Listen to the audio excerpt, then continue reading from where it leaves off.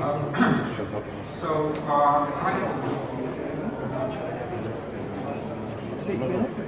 a practical multiscaling, and as the title suggests, I've been quite interested in the past, let's say 5 years, in trying to devise multiscale methods which go beyond academic interest. Methods that are used in industry, can be used in industry, and we have quite a bit of success in developing techniques that are, I wouldn't say broadly used, but are used in both aerospace and automotive industry. So, let me start with a brief note about divergence of interest in multiscale methods in academia and industry. And I must say that in this conference alone and in many other conferences, there is a significant portion of talks on multiscale methods. Just look at this session alone here, 3 semi-plenary talks are all on multiscale methods. Some other conferences, US National Congress, 1/3 of the talks were in multiscale methods. There are a number of journals that have a title of multiscale methods and then numerous faculty positions. And of course, application range from heterogeneous materials, turbulence, weather predictions, findings, even the predictions of options, assuming relativity governed by partial differential equation coefficients, as you imagine where multiscale methods fit. I would like to choose one area, which is a composite area, just to illustrate to you this huge divergence that is actually going on between what happens in practice and what happens in academia. So, composite materials is a very important area of structural materials. They're about a little bit less than 10% of all the structural materials. And the composite market is actually huge. It's over $20 billion. The end market is actually much, much larger. If you look at industry, that whether they utilize multiscale methods or not, there is a well-known statistics that total sale of all the multiscale software packages out there is only 0.1% of it. So the question is why? Well, and what's really going on in industry, that is most of the design is pretty much done by experimentation, by building and trying how it works, and a lot of testing. And what you see here on the left, actually my right here, is the well-known building block diagram, which is used for design of composite materials in industry. Basically specifying, this handbook CM817, specify exactly how many experiments you have to do at which level.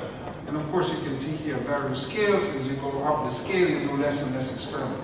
But on this lower scale, which is pretty much the uniform field kind of a situation, especially you basically do hundreds, if not thousands of experiments, because you also have quite a bit of uncertainty, and you need to get handle of exactly how much uncertainty you have. But it's pretty much everything is done by testing. So the question is, why is that? Why everything, or almost everything today in industry is actually done by testing? So the first reason, and it's been mentioned by Professor Peter Riggers, is the fact that using multiscale method is very, very time consuming. I mean, this is the classical order 1 homogenization approach, that basically you analyze component. This is just this 2-scale approach. You calculate some deformation measure, macroscopic deformation measure, that deformation gradient or something else. And then you apply that macroscopic deformation measure on your representative volume element.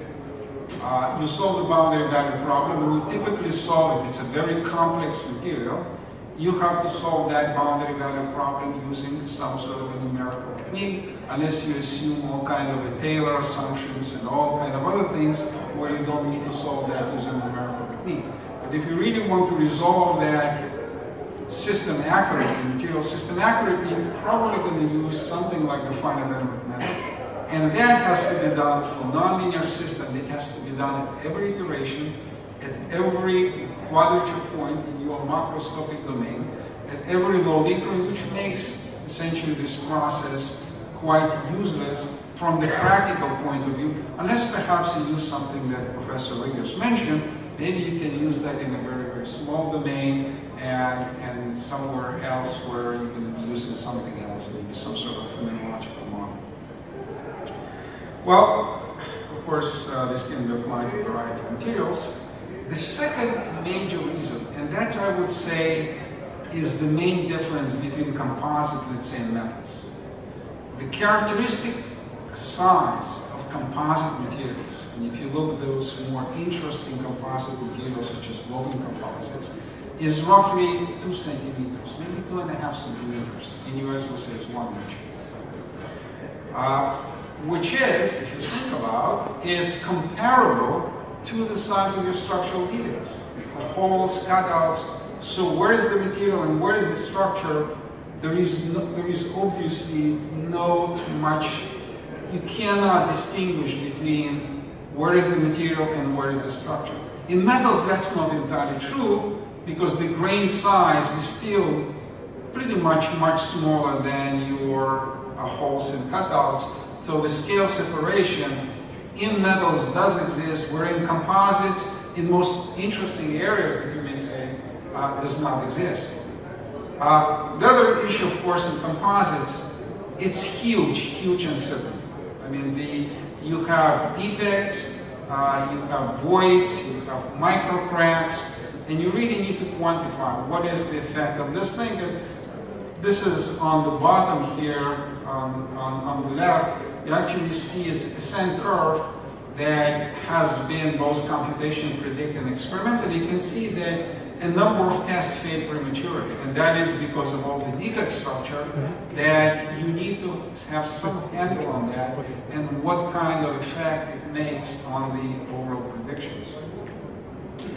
So what are the elements, I would say, of this practical multiscale? And then I will give you some proposition here of how this can be done. Of course, one of the approaches, there are many other ways. So there must be somewhere that you start with. And typically, we like to start somewhere at the finer scale than the macroscopic scale, because otherwise, if we start the macroscopic scale, there is, of course, no multiscale method. But the question is, do we want to use the multiscale method in the first place?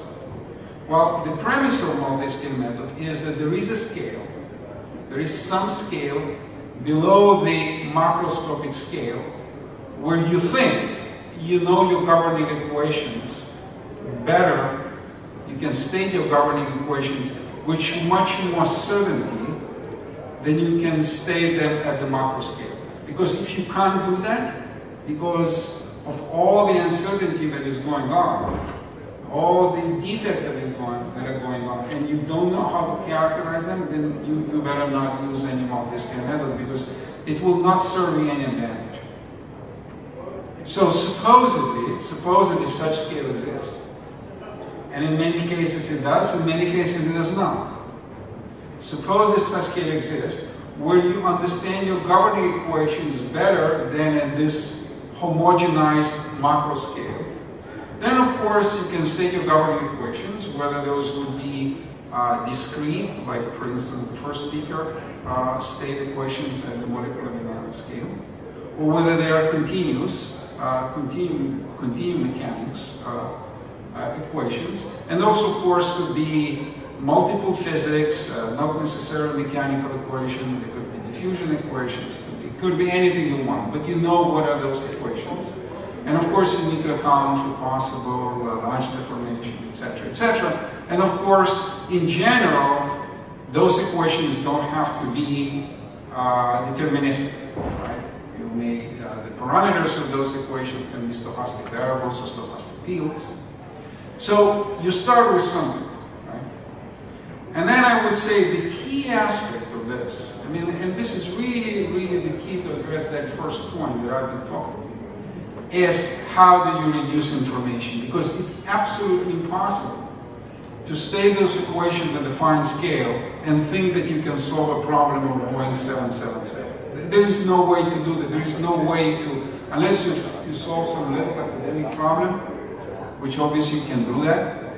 But if you really want to solve a problem of industrial interest, there is a need to reduce this information.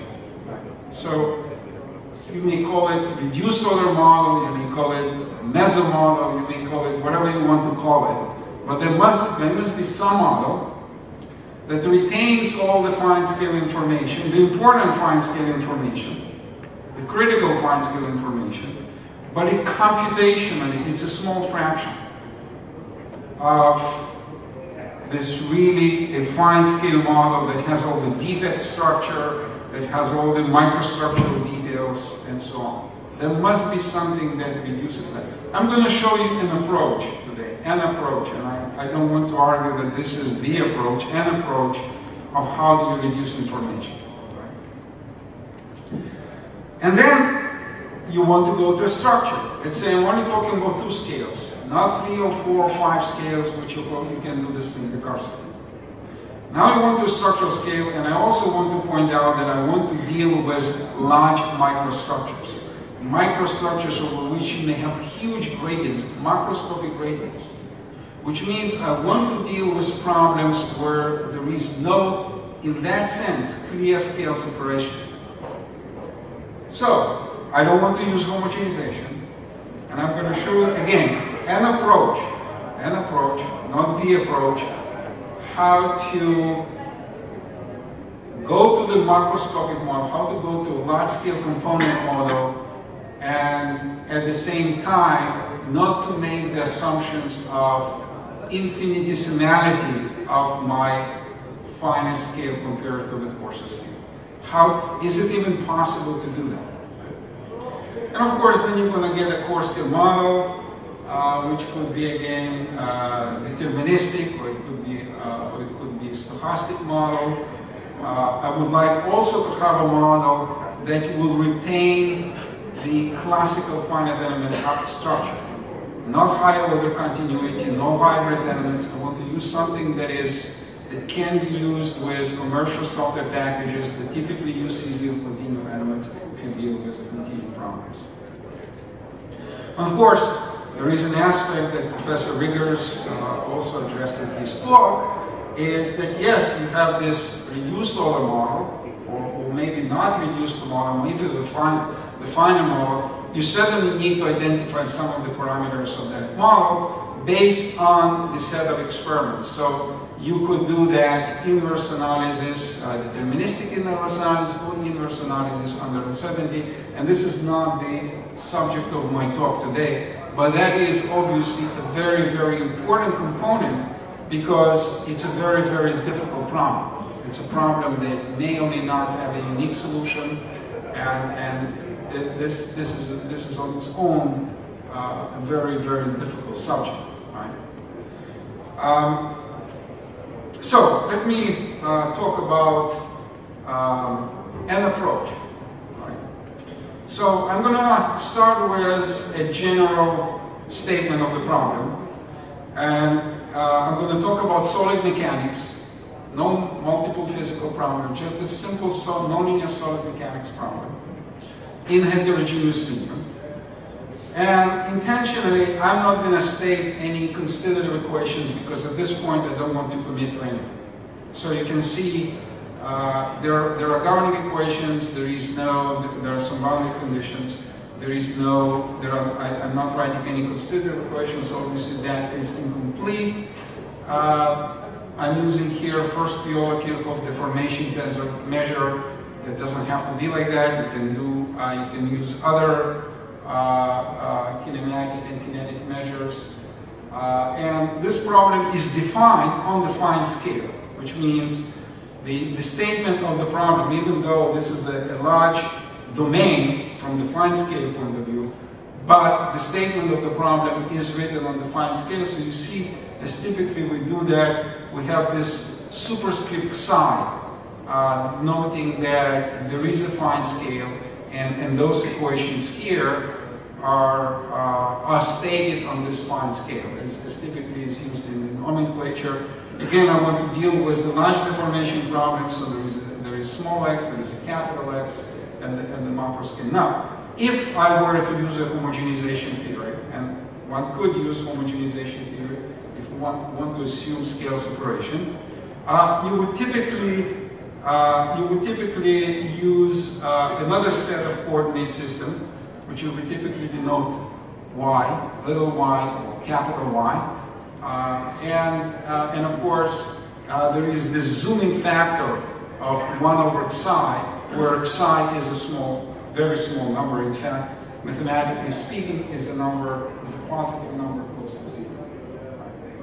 So you could zoom into the microstructure and you can see the whole world, and you can attach to that another coordinate system. But this is something that I will try to avoid.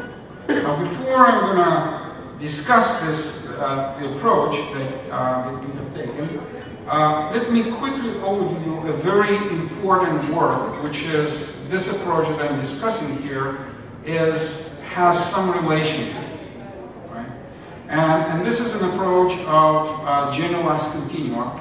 Coarse-Scale theory, for instance, is one of them, but there are many, many other generalized continua approaches that have been developed in the mid-60s, early 70s.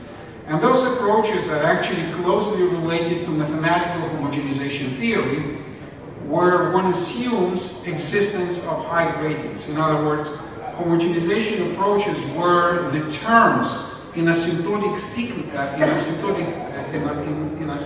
sequence are of the same order, would necessitate assumption of existence of high order gradients.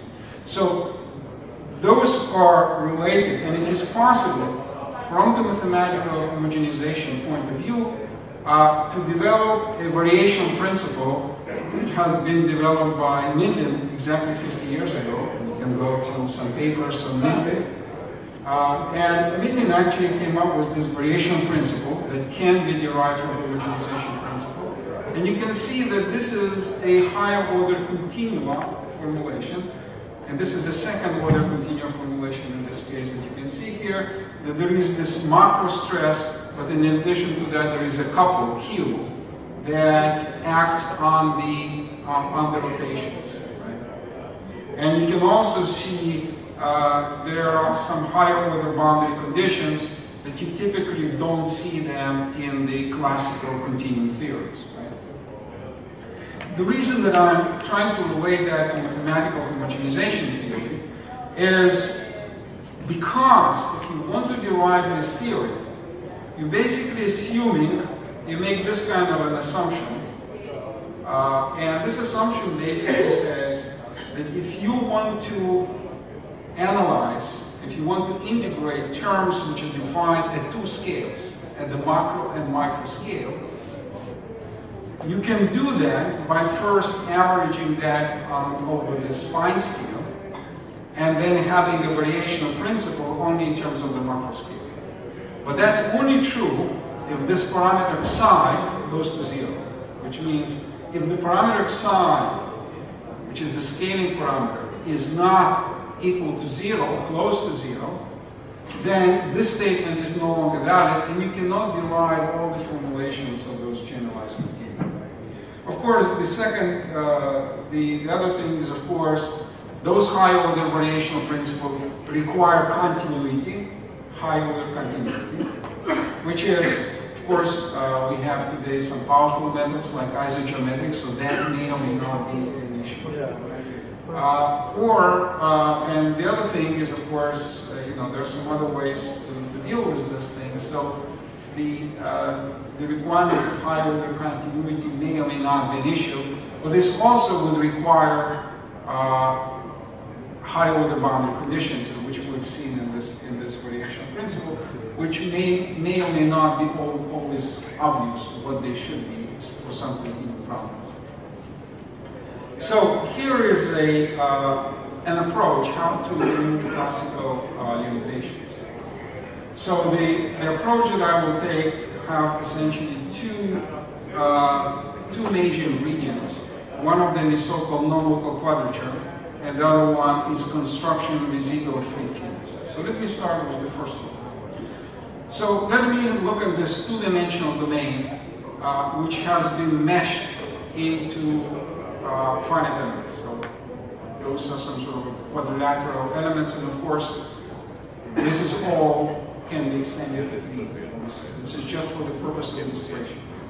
Now, if we were to use a classical homogenization theory, the way we implement that is that we have those RVs, representative unit elements, and they're sitting at the quadrature point. Why are they sitting at the quadrature point? Because that's where we calculate our deformation measures, right? Because that's where our deformation measures are more accurate, right? And so we take those deformation measures and we solve those unit cell problem. We obtain the stress, we average this, and we go back to the microscopic problem. And as I mentioned to you, mathematically, this is only correct as long as those cells are very, very small. So now, I want to consider the case where those cells are finite.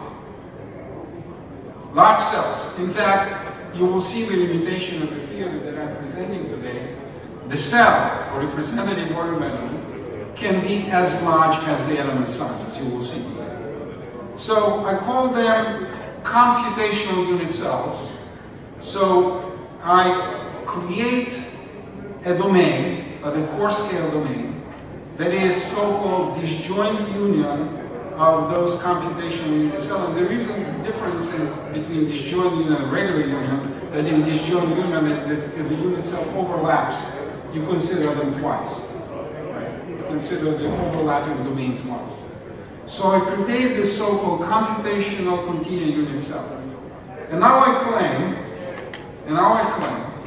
that I can analyze this, that I can calculate the integral over this macroscopic domain that has all the fine scale features, which means I would have to integrate that on a very, very small scale.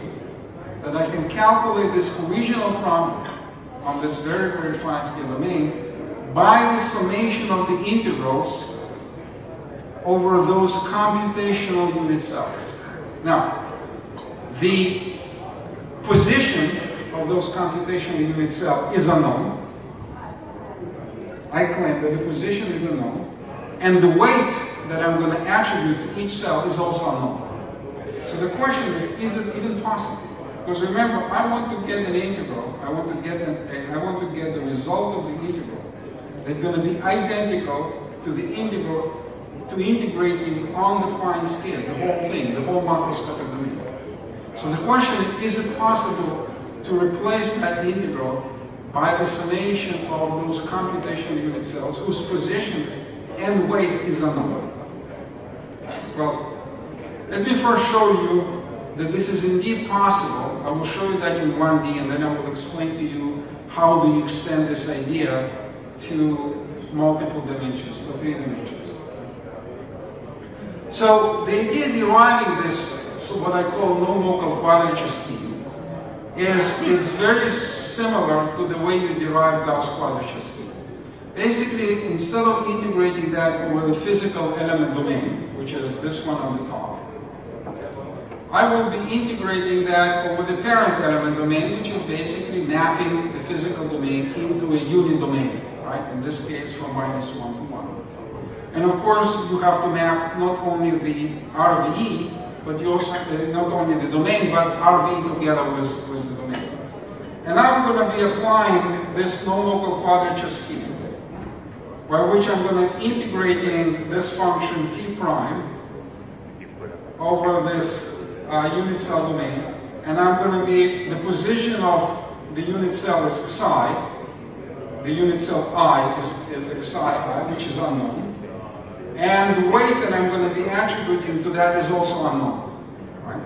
So how are we going to be doing that? Well, we do exactly what we typically do in Gauss quadrature. we first approximate phi prime, which is the integrand in the map domain, as a polynomial function.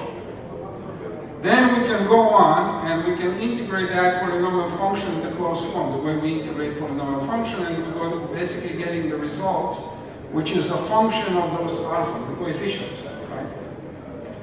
Then we're going to go and apply nonlocal quadrature to each of those terms, right? And we're getting this result here. And then we're saying that the result using nonlocal quadrature and the result using exact integration of this polynomial have to be identical for arbitrary parameters.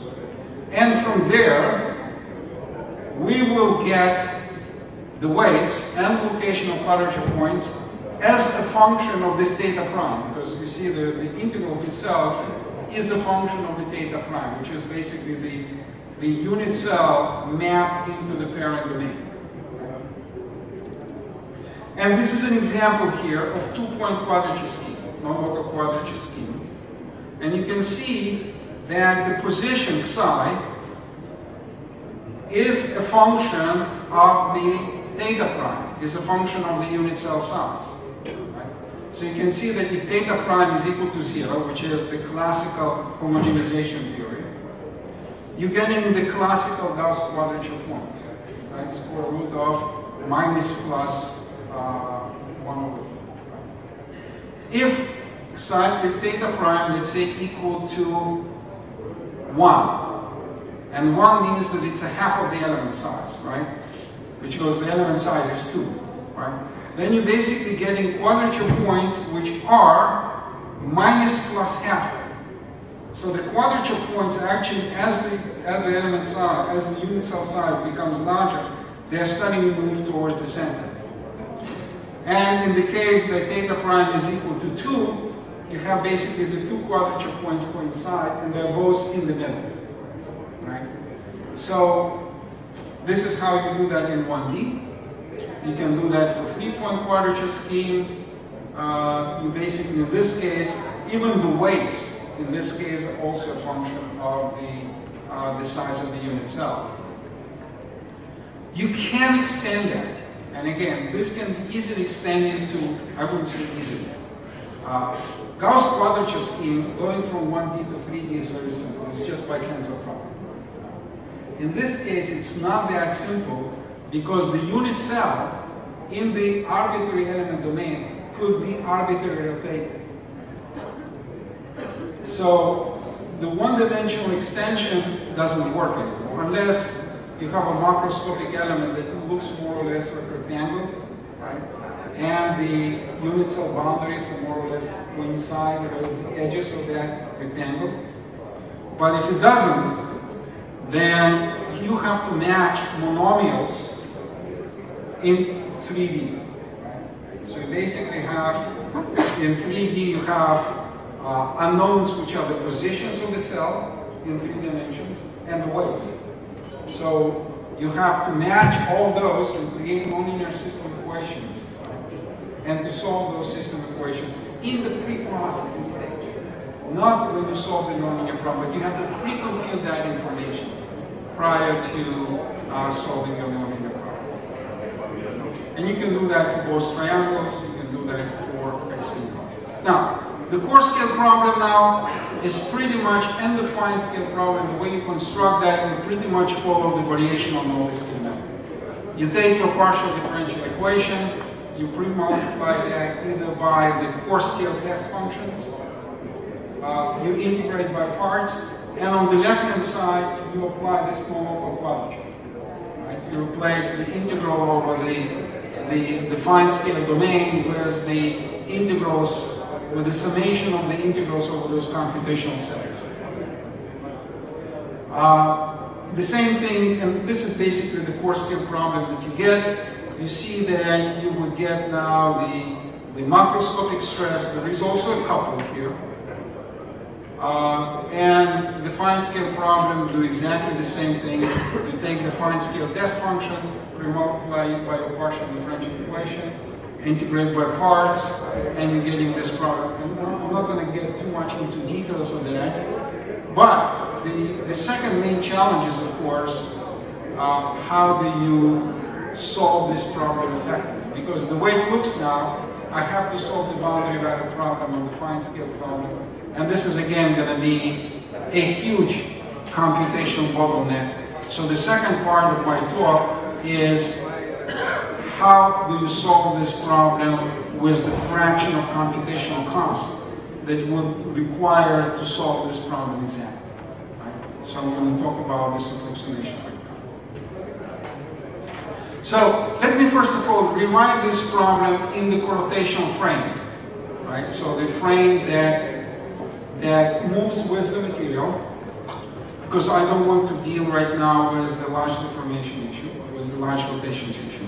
And let me assume a certain class of materials, which is not a general class of materials, but the class of materials where you can decompose your rate of deformation into the elastic and inelastic part. Right? So it's just a class of materials. Right?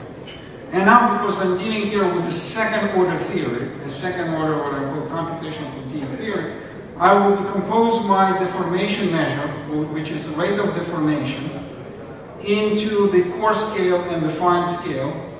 And the coarse scale, I will be assuming that it has linear variation. Of course, that's a second order theory. I can assume higher order theory as well, quadratic, cubic, which means that my rate of deformation has some sort of a macroscopic variation, which I assume linear as the simplest model, and it has this fluctuation part, right? Which appears with this as a star. And the key thing, the key part of this formulation is to define somehow fluctuation part. And the fluctuation part is defined in so-called Green's functions, which I will later on discretize them and make them, and will create a hierarchy of models by which the most inexpensive model will be very, very inexpensive. So they did here, delta U1, this part is associated with this fluctuation field, which is the field in addition to the macroscopic variation, which is whatever I'm assuming. But this is a fluctuation part. And I'm assuming it to be consistent with so-called Green's functions. I will tell you how to compute them and what it means. So this Green's function associated with what would be the response of your RVE, of this computation RVE, if I apply macroscopic strain or rate of deformation onto that domain. This is the Green's function, which would be associated with the applying the gradient on that cell. And these ones here are associated with applying inelastic deformation in the infinitesimal volume in the cell. And this is the Green's function of what would be the response of the cell if you would deform in a very small volume in the cell by some unit field.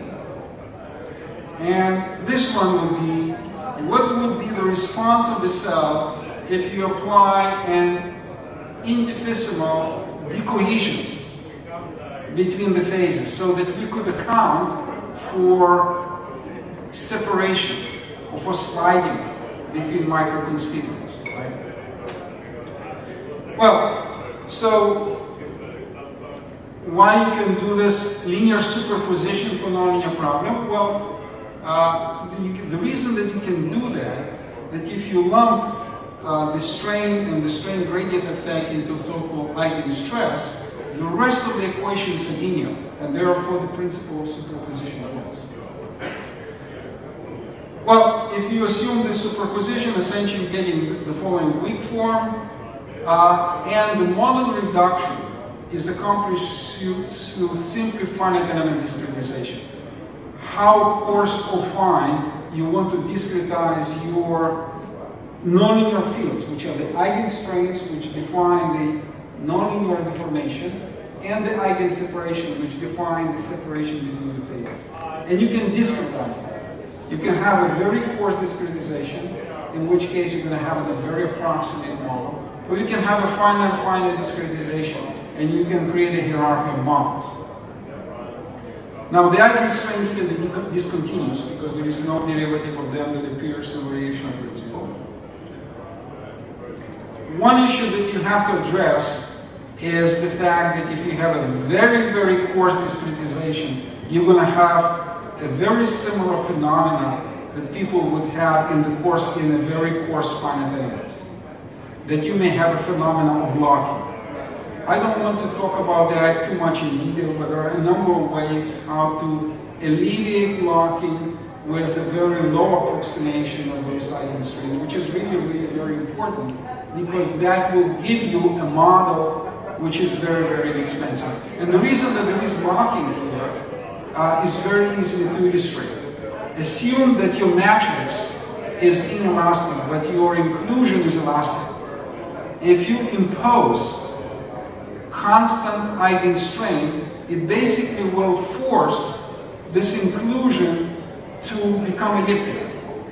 And if the inclusion is elastic, it doesn't want to become elliptic, it's very, very stiff, you basically will get a phenomenal lock. So there are a number of ways how to project out that kind of a deformation. And this is something that I'm not going to talk in detail, but that projection out will create modification of those Green's functions. So you can modify your Green's function to alleviate that locking phenomenon.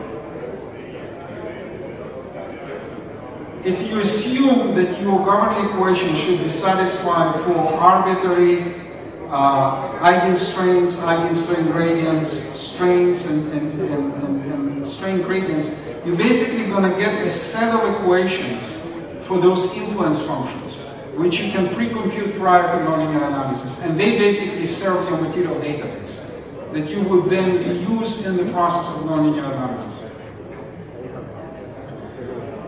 I just want to show you here how complex this model actually is. The most inexpensive model will have 6 eigenstrain modes, maybe 3 eigenseparation modes.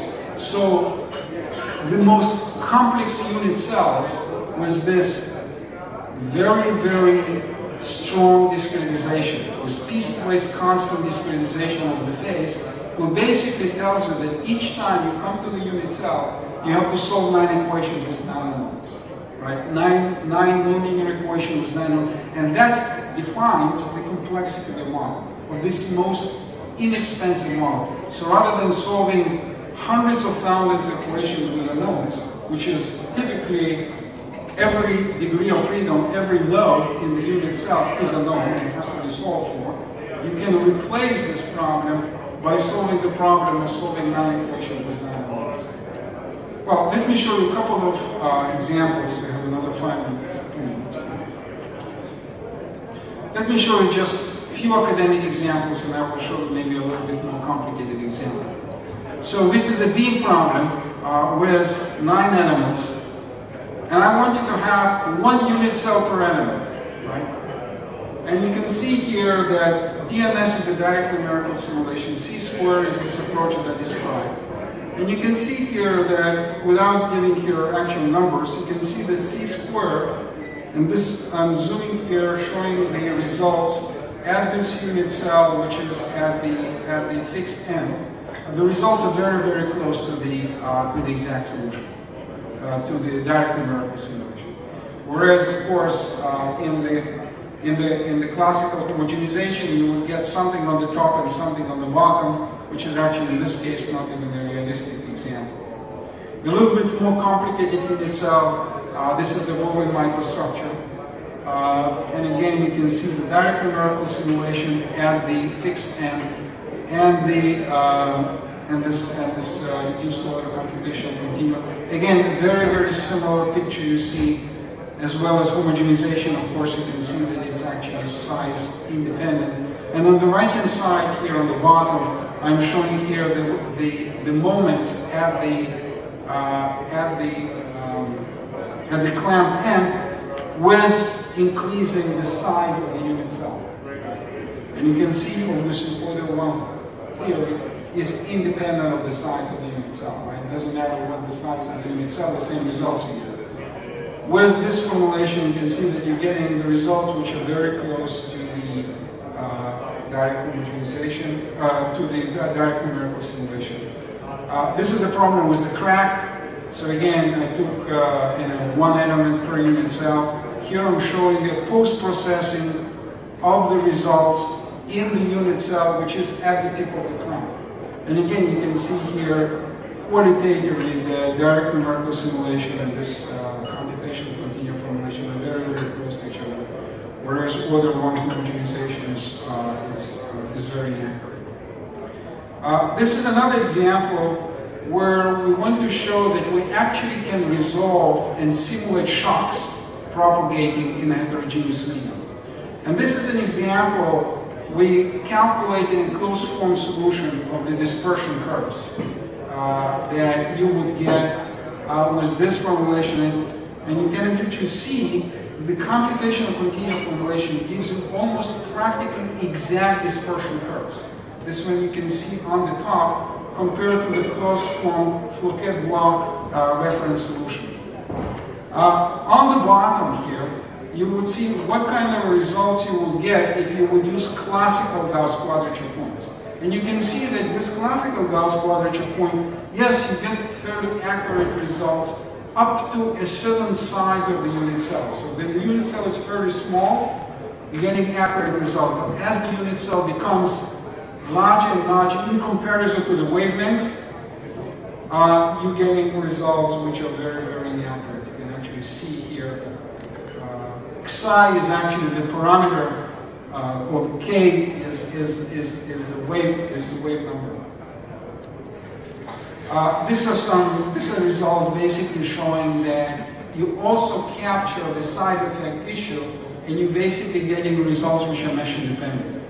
A little bit more interesting problem, and this will be the last problem that I'm going to show you. This is the problem of a shell. And you have this microstructure, which is a random toe microstructure. It's actually used in the cars today. This microstructure sits at every quadrature point. There are 12 layers in the thickness of the shell. And this microstructure sits at every quadrature point through the thickness of the shell.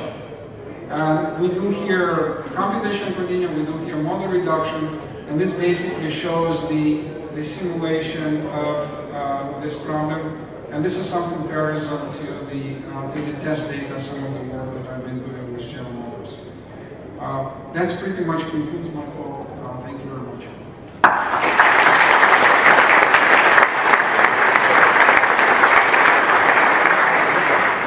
Thank you very much, Professor Fish, for this illuminating lecture.